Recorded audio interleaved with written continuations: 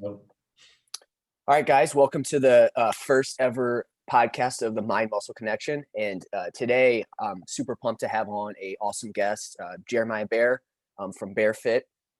He's a world-class coach. He's posted in Mind Pump before. He also has many clients that he's working with currently. Also works with some coaches. He's actually my coach too, as well, helping me grow my business. And he got me ready for a photo shoot. So Jeremiah, welcome on. Thanks for being the first guest of the podcast. dude, it is an honor. I couldn't be more excited, one, to see you have this platform because I know you're going to crush it. It's been cool to watch you grow over the last couple of months, dude. Very much you have so much knowledge, man, nutrition, training, and even like lifestyle outside of that. You have so much to give people. So it gets me fired up to see you take all of this to a bigger platform. Yeah, I appreciate that. Thank you. And it is a big step for me to make this podcast. And you've definitely been the person that has pushed me to do this and got me outside my comfort zone the last few months. So I appreciate that, and super pumped to dig into this today. Real quick though, for people that aren't too familiar with you, can you give a little just brief background on what you do and kind of just go into a little bit more detail on that for Yeah, the absolutely. listeners? So, as you said, I am an online coach. I'm originally from Nebraska. I'm currently based in Scottsdale. I have an assistant coach underneath me, and we work with many intermediate to advanced Gen Pop clients and coaches. So, of course, we help people from all walks of life, but we very much specialize in like slightly more advanced individuals that really want to learn, like nerd out over the science of things. Cool. Awesome. So intermediate advanced. So that's probably people that are like, they're not, that's not their first time being in the gym. They've gone out of their way to lift for quite some time. Exactly. So I would say like our ideal or our typical client is like someone who's already working very hard at the gym. Now, like if you and I were to dive into the most science-backed program, are they following that? Maybe not. But again, like the effort is there. They're typically working their asses off in the gym. They're typically like, hey, I'm already eating clean, or I'm trying to track my macros, but I'm just not achieving the outcomes that I want. Does that make sense? Yeah, absolutely. Cool.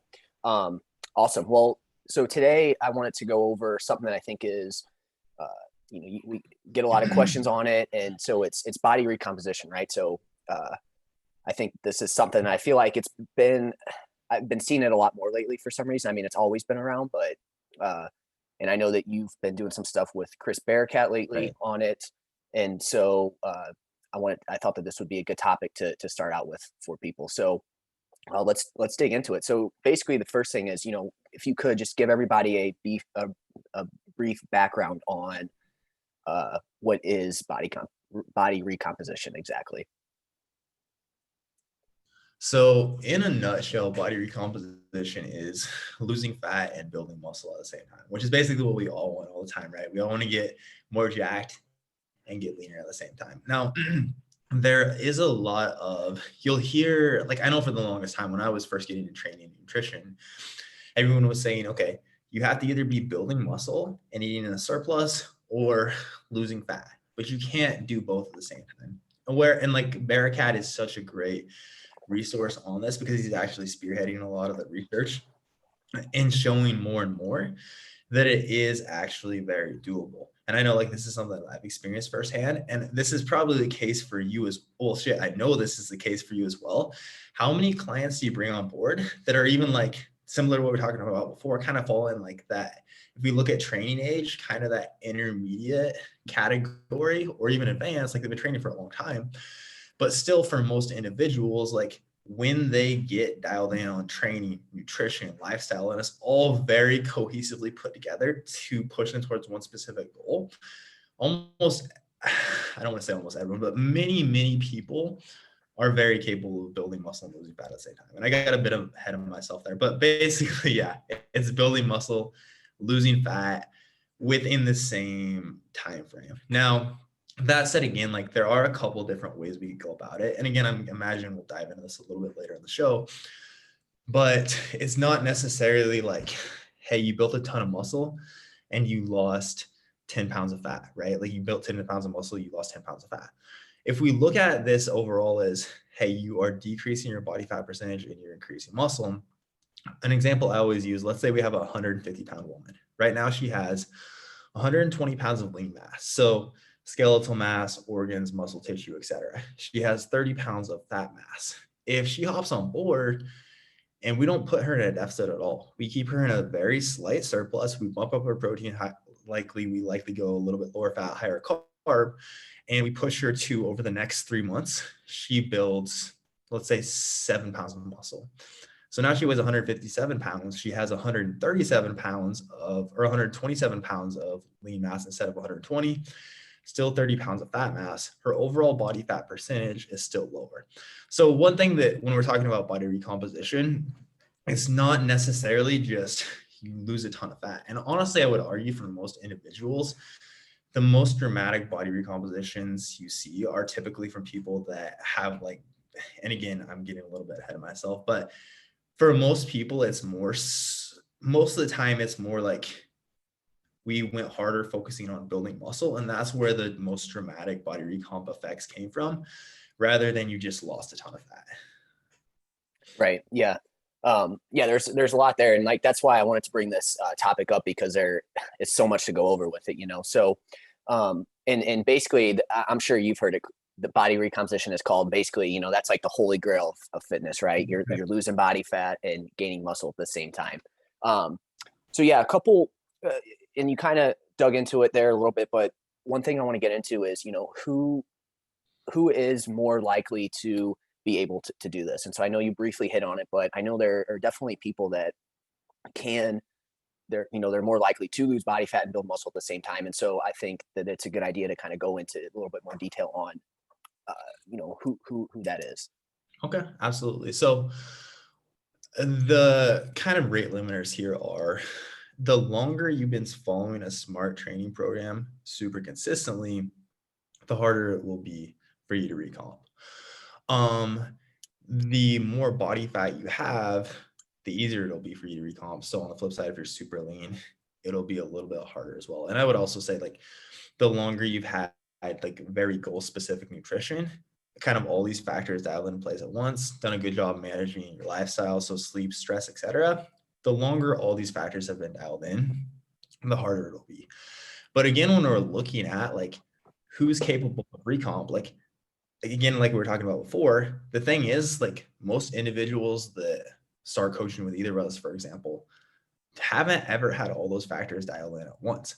And that's the cool thing about coaching, is we can see so many people that will again, I'm already pretty experienced, but now my nutrition, my macros actually align with my goals. So I'm capable of recomping. Really, I look at it, I like to call this the body recomposition trinity. There's 3 most common examples of body recomposition that we'll see. So one, we have people that actually build muscle and lose fat at the same time. So a good example of this would actually be that individual I was talking about before. So typically this is someone who's doing CrossFit or Orange Theory or something like that. They're already training hard, but it's kind of based on intensity rather than, as what you truly need to stimulate hypertrophy, which is going to be effective reps, typically training in the 5 to 30 rep range, etc. They're typically with their nutrition going to be maybe I'm eating clean, but not actually tracking my overall calorie intake or macros. Maybe I just don't really know what I'm doing with my nutrition as a whole. So typically they're just pushing themselves very hard, focusing on intensity. So with individuals like that, when we shift them to a smarter, more bodybuilding-esque approach of training, they can typically build a good amount of muscle right out of the gate.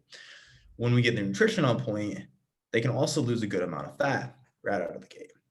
From there, the next most common one is going to be someone that gains weight, but body fat stays the same. So again, this individual that is building a lot of muscle. And this is typically, honestly, I would say these two are both hand in hand as far as the most common forms I see this take. More and more when someone starts a body recomposition or hops on board for a body recomposition process, I will push them to build. Because the reality is when we're looking at clients, real life application, when we're looking at clients that are hopping on board, it's very common that someone hey, I have 50 pounds to lose, but I just want to do a slow recomp, right? Those I want to go all in on fat loss in that case. Most people that are chasing their body recomposition will kind of describe themselves as skinny fat, which is exactly what we're talking about here. Now, for those individuals, more often than not, they'll often be stuck in this mindset like, I just need to lose more fat. I just need to lose more fat. But we can almost always tell, like, yo, actually, the answer for you is to build more muscle. Your physique, and this is very true for women and men alike, building more muscle is actually the key to achieving the physique you want. So more often than not, for individuals like that, like I can think of, like my client Eric is one that comes to mind right out of the gate. Dude that started with me, what I believe it's at 16 weeks now. And his goal was initially to lose a lot of body fat, but he also wanted to do, like, his goal is a body recomposition. His main focus was like, I want to diet down to X body fat percentage. And actually, like I said, all right, dude, we're going to push you in the complete opposite direction. Actually, like from your progress pictures, I think the biggest thing to achieve the physique you want is actually going to be building muscle. So in the last 4 months, I wish I could actually pull his progress pictures up on the screen because he looks so much different. He looks leaner and he's so much more muscular. The thing is, he hasn't dieted this entire time. This whole time he's been a slight surplus. We've been pushing him to build. And that's very similar as well to, like, a lot of women will hop on board with coaching and like, and again, more often than not, now I'll push people to go through a building phase first. But I know when I first started online coaching, like, hey, you want to go on a diet? Okay, perfect. Let's push that direction first. And a lot of times we'd like, okay, I'm ready for this photo shoot that I was pushing for, but I kind of just feel skinnier than I want. And again, in that example, like the solution is building more muscle, typically, not like we need to push you to even leaner points. So again, you might gain weight, but body fat, but the actual pounds of body fat on your body stays the same. So thus body fat percentage decreases is pretty common as well. And then finally, we have you build a smaller amount of muscle and you lose a lot of fat. So this is typically for individuals who have already been following a very smart training program for a long time, but just haven't had their nutrition that dialed in. So I would say this is the most common in like coaches. So for example, when I hired my first nutrition coach, this is what happened with me big time. Like I was already training hard. I was already training super consistently, but I just wasn't that consistent with my nutrition and it wasn't super specific to the physique that I wanted. So I got that super dialed in. I built a little bit of muscle just because my recovery, my training performance was so much better. And also was more dialed in on like sleep, things like that.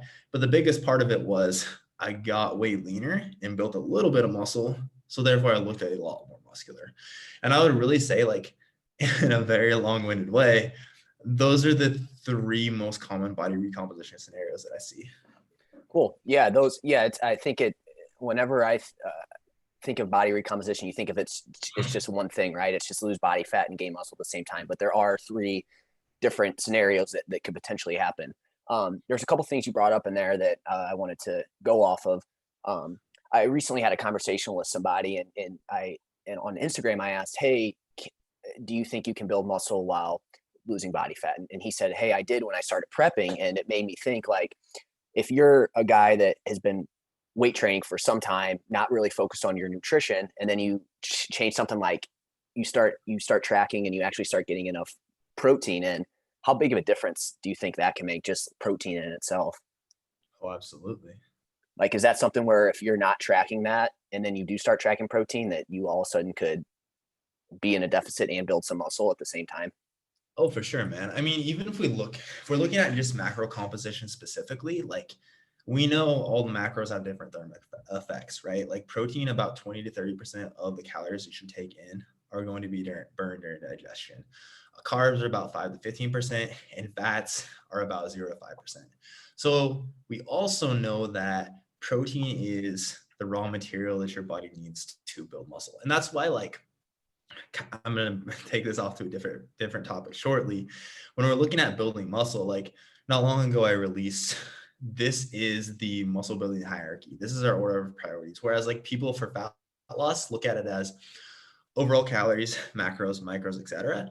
The reality is when it comes to building muscle, things don't quite work in that order. The traditional like muscle and strength pyramids, I don't personally think we should apply that to muscle or even like to like building muscle or even like in that order, even like a body recomposition, because we know that it's the overall calorie intake isn't as determinant of your body's ability to build muscle as one, adequate training stimulus, and two, adequate protein intake, and more specifically, adequate nitrogen intake. Because we know that like out of all your macros, protein is the one that contains nitrogen, which is a necessary element to build muscle.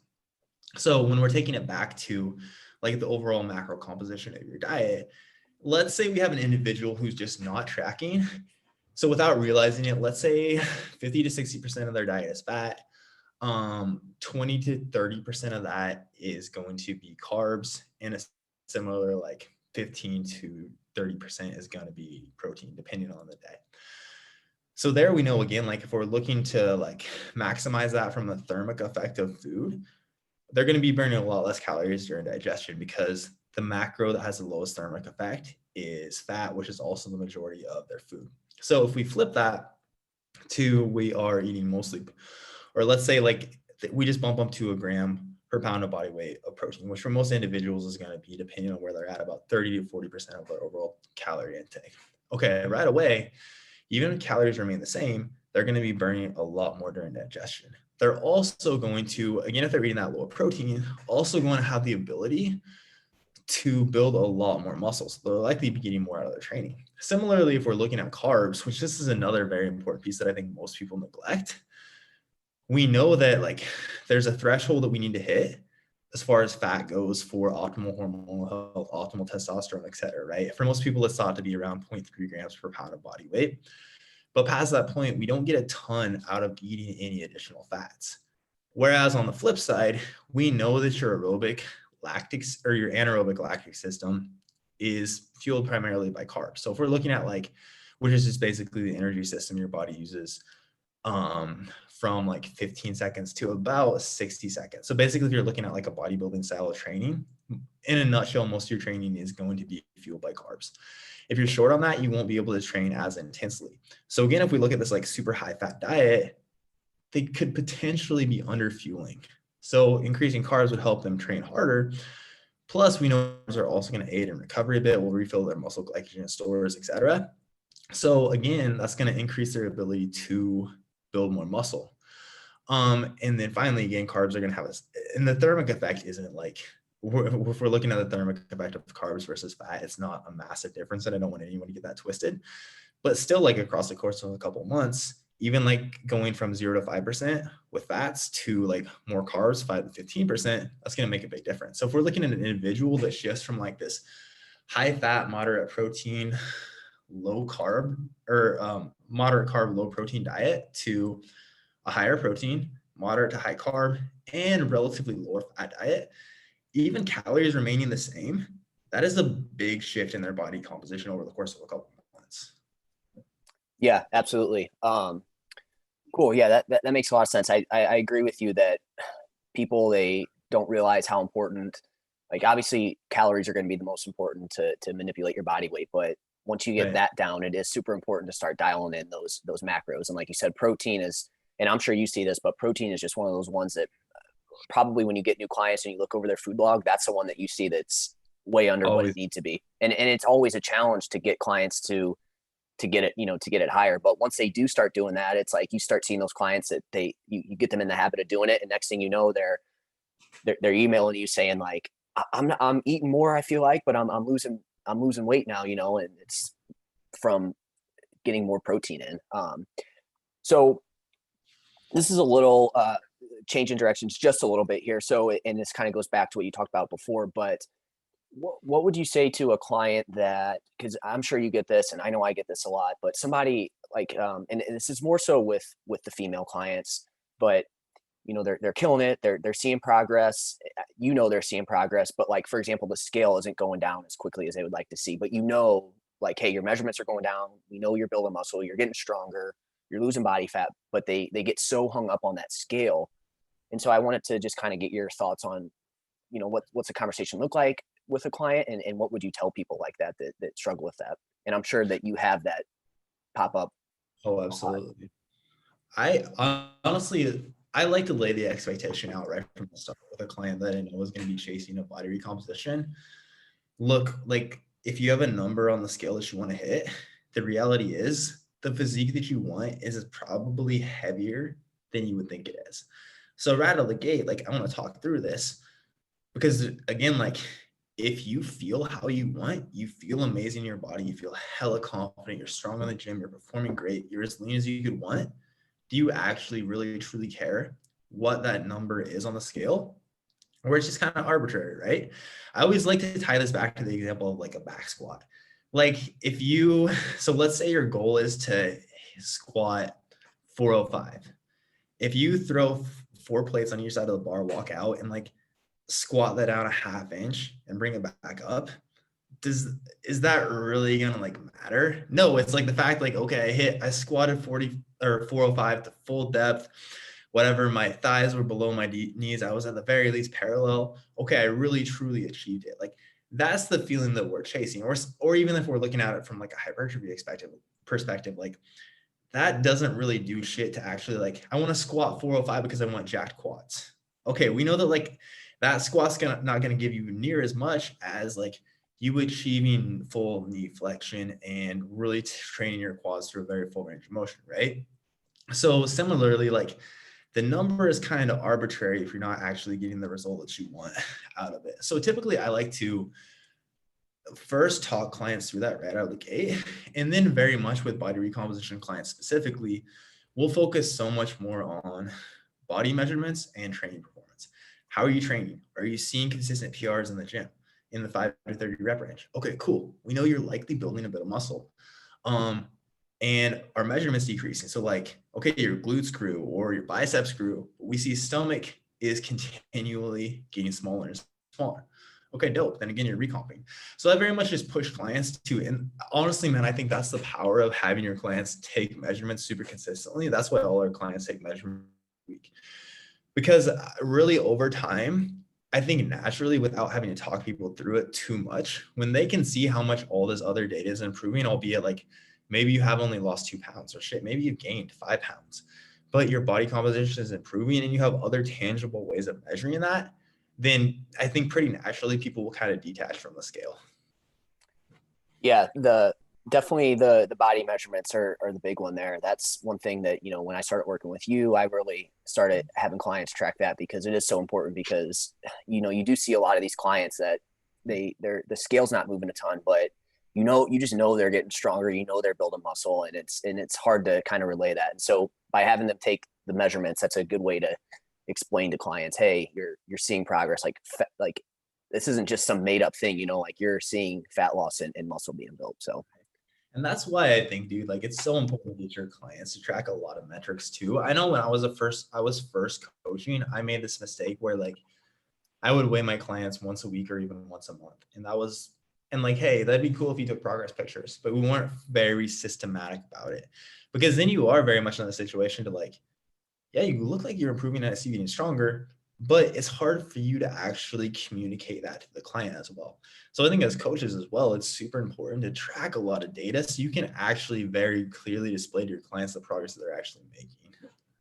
Yeah, absolutely. No, and that's something that, working with you, I've definitely picked up on and that's seen huge improvements with my clients. So let's go over the training side of things. So what exactly is there any difference with how the training would go, and how do you set up training for clients? 100%, dude. So, and we're talking specific to body recomposition. So, yep, for body recomposition. Yep. Okay, for sure. So, as far as training, man, for most people, again, because the specific outcome is build muscle, we're not talking like get really fucking good at. Is this going to be an explicit podcast? You can say whatever you want. Okay. Where's the F word on here? I'm not talking about like getting super fucking good at snatching overhead or even like squatting a specific weight. It's build muscle and lose fat simultaneously, right? So our training, of course, needs to be geared towards building muscle. And again, for most people, this is a huge piece of what's missing.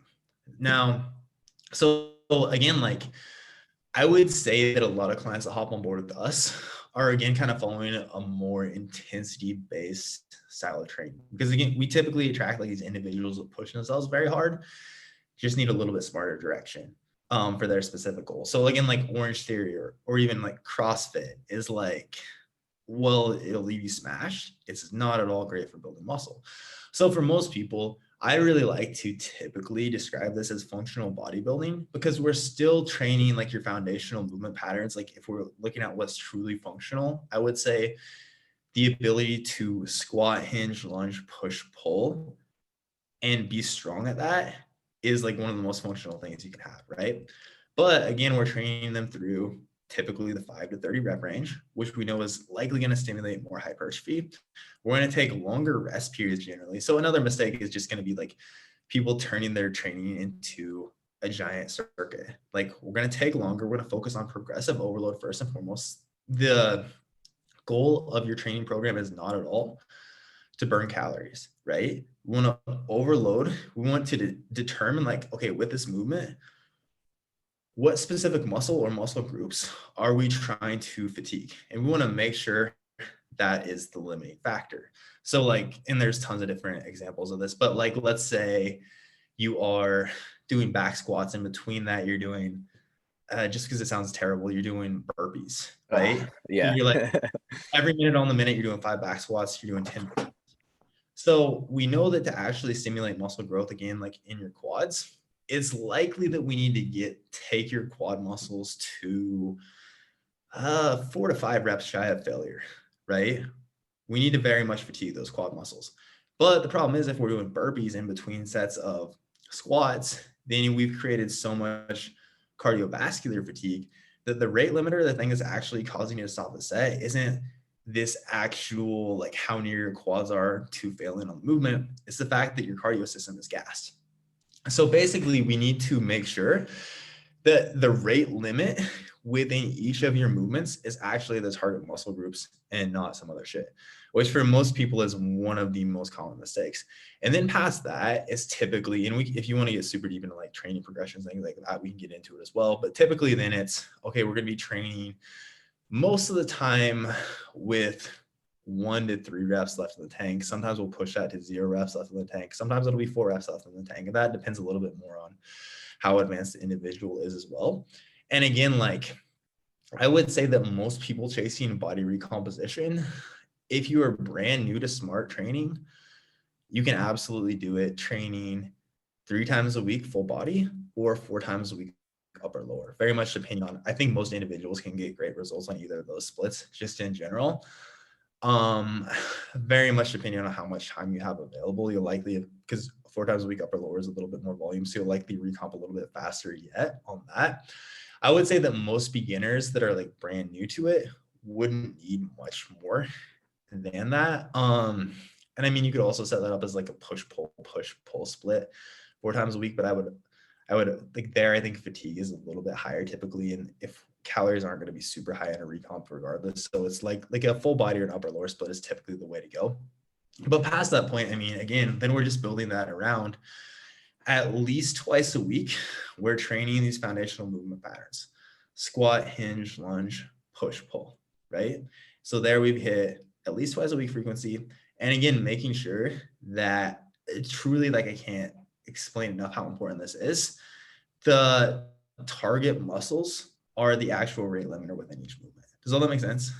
Yeah, absolutely. So, and it's funny, you brought up, it's like everyone thinks that they need to do the super intense workout, but really it just comes down to making sure that, when it comes to building muscle, it's making sure that you're hitting the target muscle and you're going fairly close to failure. You don't have to go to failure every time, but again, it's making sure that the muscle you're trying to hit, say you're doing squats, you're trying to hit your quads, you're making sure that that's the muscle that's being hit, not, if you're doing squats, you don't want to hit your upper body or something like that. Right. So, go ahead.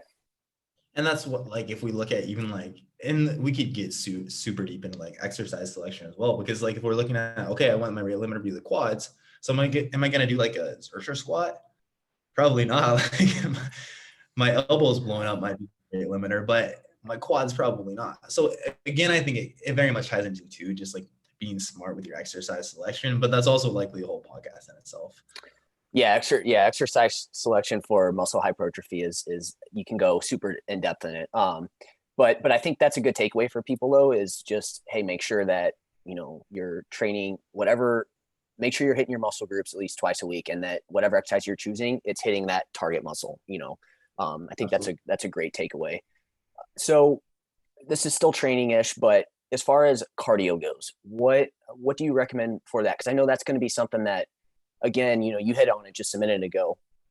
Training doesn't need to be this super intense. You don't have to feel super beat up after each session, right? And that's a very common misconception with getting in shape, right? People think that they just need to do the toughest workout in the world, and that's what's going to get progress. And we find out that that's not really the case. And so I'm interested to hear your thoughts on the cardio side of things. What does that look like? So yeah, if you want to dig into that a little bit. So first and foremost, I would say, unless it's needed, I'm typically pretty slow to implement traditional cardio. So like, this as well as anyone. Through your entire photo shoot prep, we never once had you do a single cardio session. We just had you ensure that you were hitting a step goal, because we do know that like across the course of a diet. And so this also is kind of going to depend on, this very much depends individual to individual, because again, like, is it more a body recomposition where you are in a slight deficit and we're pushing you for fat loss, or we focus purely on building muscle? So the reality is, like, most individuals where, again, my client Eric is a good example where we were just pushing him to build despite him thinking like he needed to be in an aggressive diet. So like for him, he naturally has a very high movement levels. So if anything, I'm kind of pushing him to like, all right, dude, we need to dial this back a little bit, because it's hard for us to get you to eat enough already to actually build muscle and gain weight at the rate that we want to continue this recomp going. So in like a situation like that, it's, hey, for overall health, it's smart to make sure you're at least 5,000 steps per day. But the reality is, again, like for individuals like that, they're typically going to be like 10 to 15,000 steps per day. And I'm going on like 3 to 4 intense bike rides per week and things like that. So in situations like that, it's more like, hey, let's see if we can rein this back just a little bit. On the flip side, if we're looking at someone who is more geared towards fat loss, again, for most individuals, if we're looking at like calories burned in a 30-minute incline walking session, most people, it's going to be much easier to like, hey, I'm just going to drop 100 calories from my nutrition than it is to like, I'm going to add in 3 30 to 40-minute incline walking sessions per week into my training, right? So first and foremost, I think that like, I like to establish what's a realistic step goal for you, what's something you hit every day, because again, otherwise we know that like if it's someone who is dieting, it's likely that if we don't have a consistent movement target, without them realizing it, they will be fidgeting less, pacing less, blinking less, etc. Basically, their body, as calories in decrease, their body will kind of try to put the brakes on calories out as well. So having some type of consistent movement target just to make sure that calories out are consistent and we can adjust calories in around that is important. Past that point, again, I like to focus more on nutrition as the modality of fat loss. So really we won't, unless it's necessary or someone that very much enjoys cardio, I typically won't add it. Now, past that point, and honestly, this was something that I was surprised at Christopher Bearcat's take on this. So the way I've always seen this is in a body recomposition scenario, and very much his take was just whatever the individual can stick to. So like for some people, the reality is like a physique competitor, for example, like they're deep in prep, they just can't cut that many more calories. And for them, they'd rather do a HIIT session and burn a lot of calories in like 20 minutes than like do a longer steady state session. But typically how I look at this for body recomposition specifically is, to me, it makes sense that doing more aerobic work would likely be more beneficial if we do have to add cardio, because we already know, okay, our goals are to build muscle and lose fat, right? If you're in a deficit, your body needs a certain amount of recovery resources to actually repair your muscles and build bigger, stronger muscles, right? So when we're in a deficit, calories, aka recovery resources, are already limited. We want as many recovery resources as possible being shuttled to your muscles. So if your modality of cardio is something super intense and that's kind of stealing those recovery resources, then it could potentially hinder your ability to make gains. So personally, like when I prescribe cardio, now again, like above all of this is adherence, right? So if I'm going to give a client like, hey, do three 30-minute list sessions per week at a heart rate of 120 to 140 beats per minute. And they say, yeah, like I fucking hate that. I'm not gonna do that. Then it doesn't really matter. So okay, like maybe you're a better fit for twice a week hit sessions. But like in the most ideal world, to me, it makes sense that we would keep it to aerobic work, which again is typically like, if we're looking at heart rate specifically, like we're going to try to keep it probably below 150 beats per minute and keep it more like, typically we could look at it as like lists or even like some miss or moderate intensity steady state. But like generally I like to prescribe, hey, we're going to keep this somewhere from 120 to 150 beats per minute. And it could be something like rower intervals. It could be just incline walking. But to me, again, like we know that the aerobic system, training your aerobic system, building a better aerobic base is actually going to allow your body to get back into a parasympathetic state, or basically a rest and digest, a recovered state quicker. It's also going to, so it's essentially going to help your recovery a little bit while also burning calories. Whereas a more intense modality of training is going to kind of pull those recovery resources away from your muscles to an extent. So to me, that makes more sense, but that would just be a thing like as needed, we'll implement that. But again, we want to keep it to the minimum effective dose. But I'd love to hear your thoughts on that as well, dude. Yeah. So it sounds like for the most part, you lean more towards, hey, we're going to do things that are not as intense. Right. Correct. Yeah. And the main reason being, yeah, doing more intense stuff again, and you're going to feel like you're working hard and you could potentially burn more calories during that time. But where the big issue is the recovery aspect of it, though. That's why you're looking at lowering that and making sure that it is something like steps.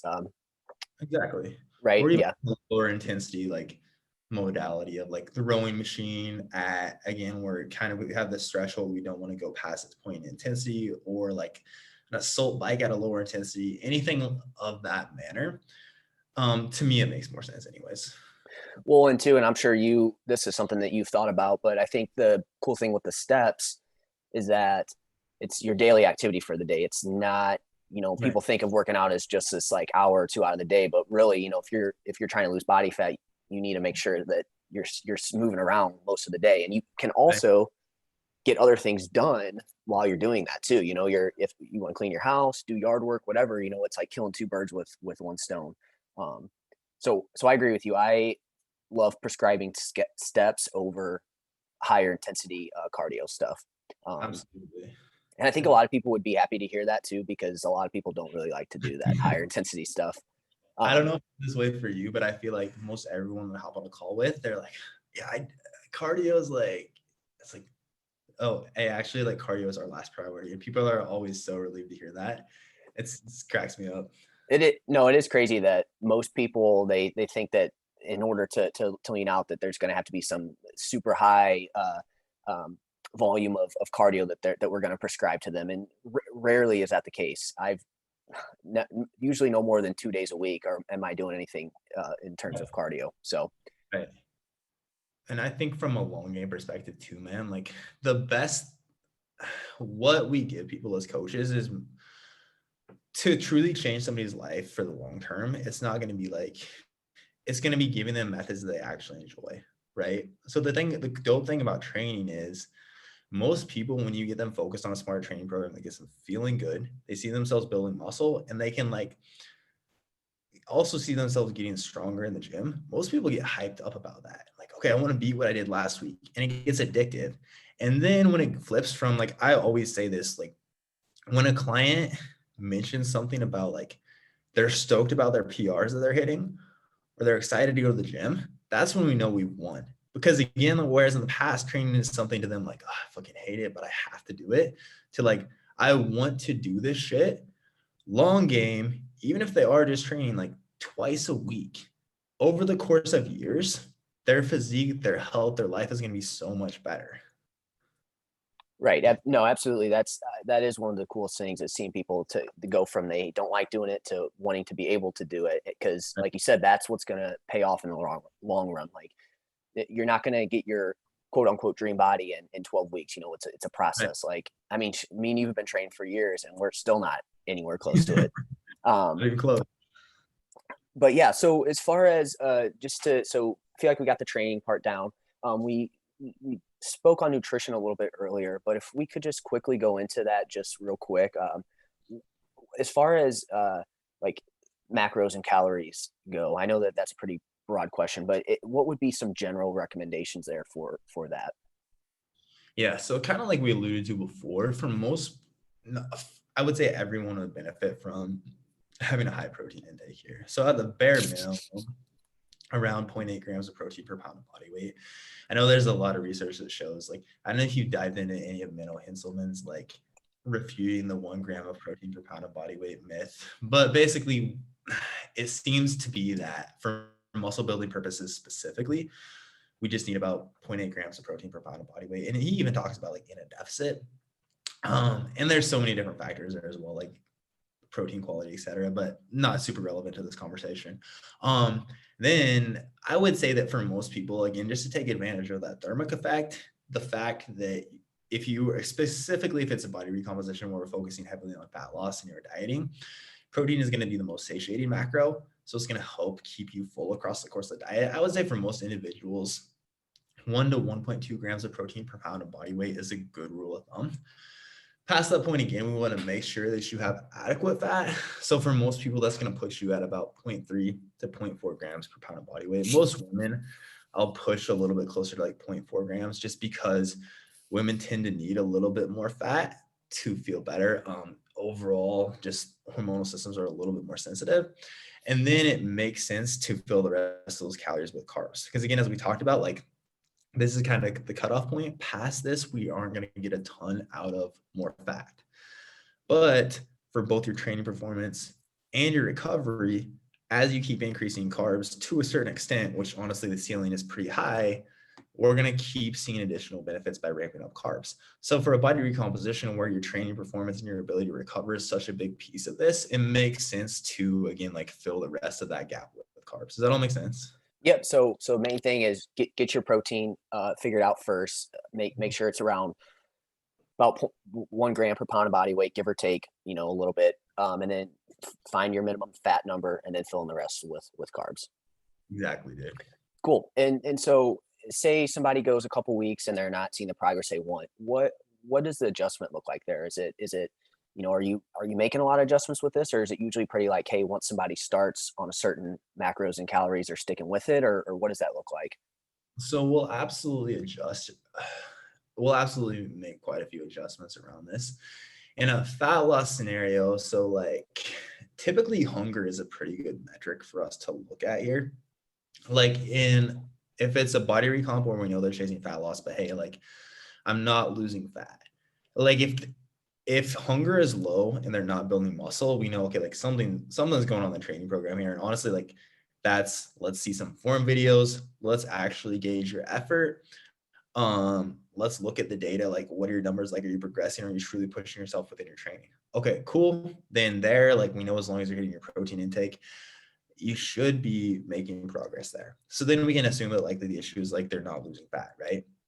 So in a scenario like that, then again, we'll first and foremost, like, where is hunger at? The reality is most of the time in a diet, there should be some hunger present. There are those lucky individuals who just aren't that hungry across the course of a diet. But also, like in a recomp, we don't want someone to be super hungry most of the time.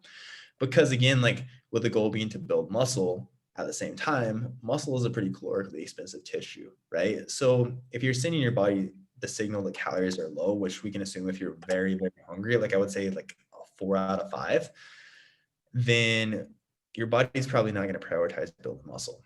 So on the flip side, and I know you use the same hunger scale that I do, if we have a client that like hunger is consistently 1 out of 5, okay, we likely just need to get a little bit more aggressive with your macros, right?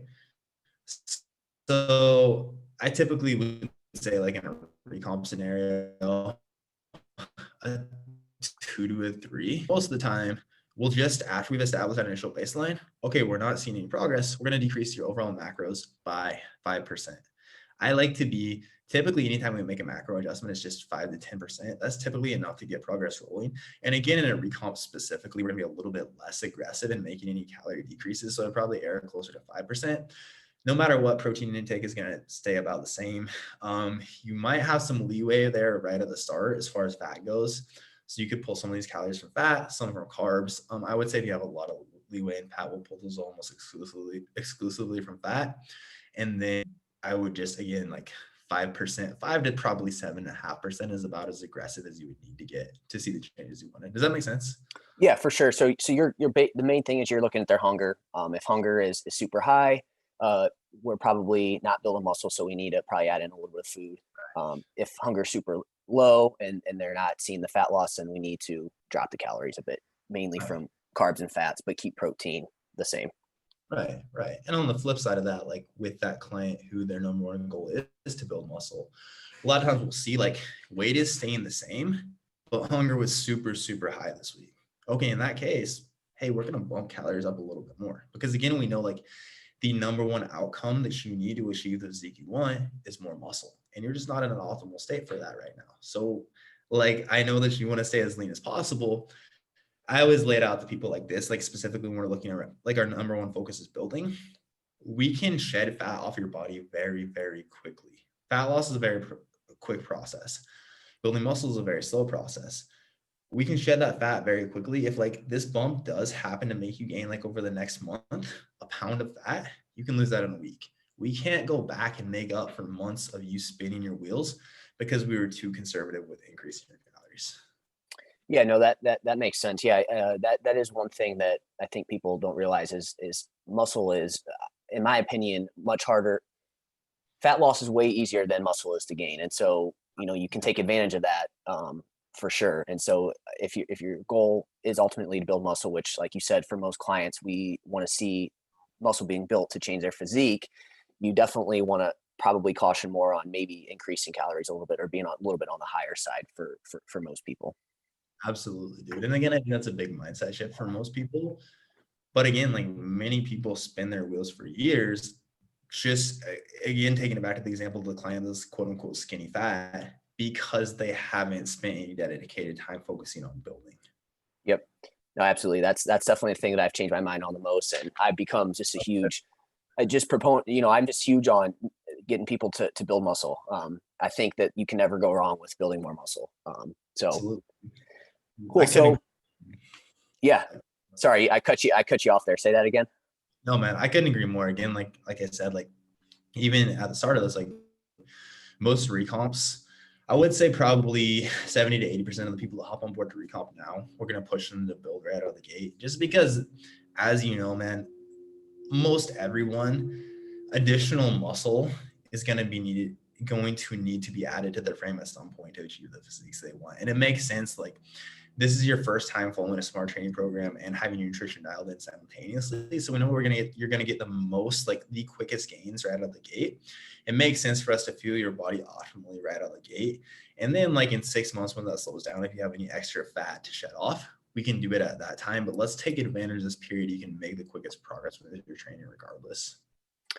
Yeah, and so we're running short on time here. I just wanted to get a couple more questions in real quick. So, and you just kind of hit on it actually on my next question. How long can somebody expect to be able to recomp? I would, again, it depends on the individual. Yeah. I would say a beginner, maybe 6 to 8 months. As someone gets more advanced, and again, we can see like these very, very slow recomps over the course of like 9 months, even for more like intermediate individuals. I would say if you have a solid training history, probably 3 to 5 months at the max. If you are more new to this, closer to 6 to 9 months. But regardless, again, the thing to realize is this can't go on for forever. And at a certain point, it does get to be counterproductive to where like, hey, we do just need to choose one direction that we're going to go like, cool, we saw a crazy recomp for the first 8 months of this. But now like us trying to do both at the same time is actually going to yield slower progress long term. Then we're going to go hard on building muscle for a bit, then go through an aggressive fat loss phase. That's almost like it's like intermediate part 2 almost in a way where it's like, that first intermediate stage is just like getting your training and nutrition like dialed in. You see recomp from that. And then once you kind of wear out those gains, and it's like, all right, part 2 now we got to decide, hey, are you going to do fat loss or muscle gain? So exactly. That's the perfect analogy for it. Yeah. So last thing, and this I think is a good thing to leave off on. So what would you say are, and you can kind of pick and choose here on this, what would be a couple common mistakes you see or some common myths with recomping? And you can choose either one. I would say the most common myth is that you can't, straight up as this whole podcast has talked about, you can't build muscle and lose fat at the same time. It is very doable. Many studies show it. Thousands of anecdotal experiences show it. I know we both have hundreds of clients that we've seen do it personally. I would say the most common mistake is thinking that you always need to be in a deficit. Again, I would argue that for most people, you probably need to spend a good amount of time in a surplus, and it's probably more. I think most individuals think that they need to lose fat to recomp, whereas most individuals who are in a good position to recomp or that want to recomp rather than just lose fat, they actually don't have the physiques that they want because they need to build more muscle. Yeah, no, I think those are both great points. Yeah. And just I think it's important to go over, the common mistakes there on it and everything like that. So cool, man. I appreciate that. It was very informative. Great first episode. Lot of great information on there. So before we head off, where can people find you, and where's the best? I know you have your podcast, which is doing great. You have a ton of great guests on there. So if you want to maybe lead people to there. Absolutely, man. So first of all, brother, thank you for having me. Again, dude, it's been super fun to watch you grow over the last couple months. And I'm stoked to see what you do with this as well. Because again, I think more people need to hear what you have to say. So I'm stoked to see this grow. But you can check me out. My podcast is Living Lean. It's on all your normal podcast platforms. Follow me on Instagram at Jeremiah Bair. My website, we drop blogs every week, super in-depth, super informative. That is bairfit.com, Bairfit. And that is pretty much it for me, dude. Cool. Again, thank you for coming on, man. Super informative. And that's it for today. Dope. Thanks for having me, man.